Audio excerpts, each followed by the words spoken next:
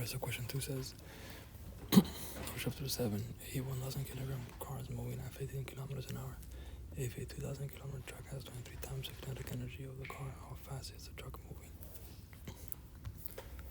So for this, we're going to be using the kinetic energy formula. 1 minus v squared.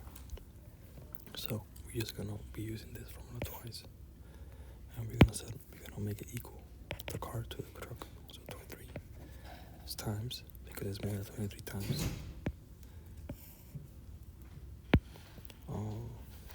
It will be 1/2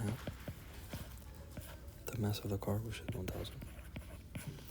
And we know that it's moving at 15 kilometers an hour, which we're going to equal it to the truck. And v squared, because we're trying to figure out what is v. So this equals, so once you multiply and divide both sides, you're gonna isolate v squared. So our v squared is gonna be 15 times 15 times 23 divided by 2.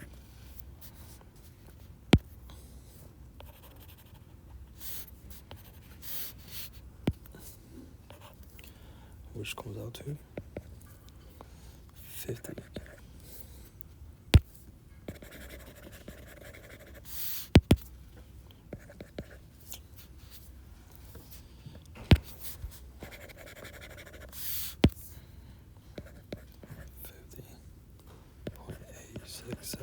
Kilometers an hour, or 51 kilometers an hour, which is